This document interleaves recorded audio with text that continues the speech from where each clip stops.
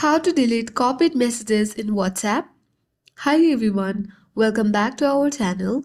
This is Rose and I'll guide you to delete copied messages in WhatsApp. Watch the video till the end and without further ado, let's begin. First of all, you need to launch WhatsApp application. Now launch any particular chat where you want to delete the copied messages. And here, suppose if this is the message you want to delete or delete this copied message, you simply need to first copy the message. So long press on any particular message and select three dots at top right.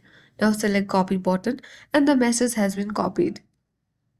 Now you need to tap on the message button at bottom of your screen.